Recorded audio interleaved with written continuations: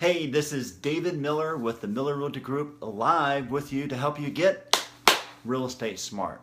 So today we're going to be talking about how if you are hosting an Airbnb renter in your property, how that could possibly have you void out your homestead. So first of all, let's talk about what Airbnb is, because some people may not know what that is.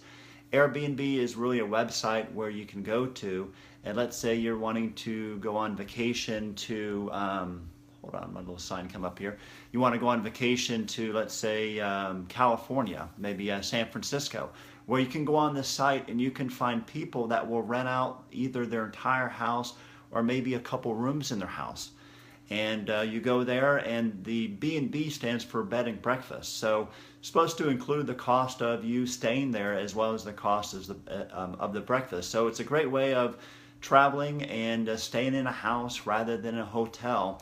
And obviously, living in Florida here, a lot of people want to come to Florida.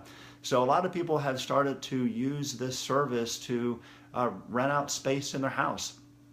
Think about it. If you have a fairly large house and the kids are off at college, might be a good time to do that. So that's what Airbnb is all about. Now let's talk about what a homestead exemption is, so you know what that is. So when you live in Florida and you can claim your primary residence as your homestead, and what you do is you get an exemption. You get really two things. First of all, you get 50%, I'm sorry, 50%, I wish.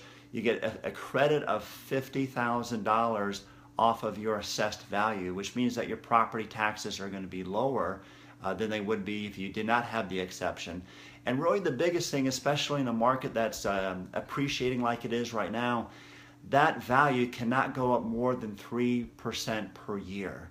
And the reason they did that is when the market was really going crazy back in the 2004, 5, and 6, property taxes were just going up and up and up. So this allowed it to go up slower, and that's why it's only 3%. So here's what's going on. A new property appraiser in Miami put out a flyer to everybody down there, basically giving people a heads up that, hey, if you're using the Airbnb, that you could be creating homestead fraud. Because the way the statute reads is that you cannot rent out your house for more than 30 days for 2 years. So if you're doing it more than 30 days, then they're saying, hey, you shouldn't be claiming the homestead exemption, and if you are, that's fraud. And the penalties for that, just so you know, is that you would lose the exemption, and there would be a 50% penalty plus 15% interest. So, you know, that's what's causing the big hoopla. Now, there's really two sides of the fence here that the government's looking at. Some governments are like, you know what, it's going to happen.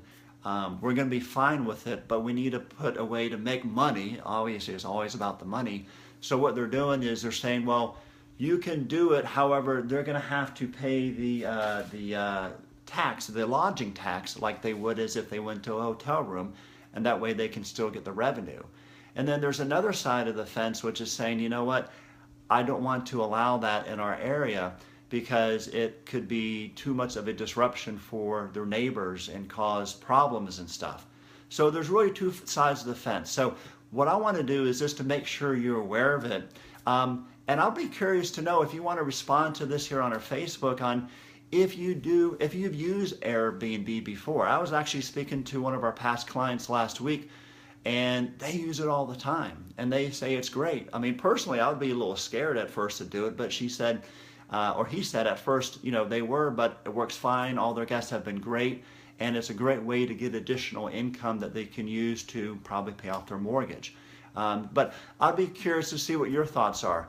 First of all, is this something that you would do with your house? You know, if your kids go away and you have extra room in your house, would you rent out that room to people coming down to Orlando to go to Disney parks for a weekend?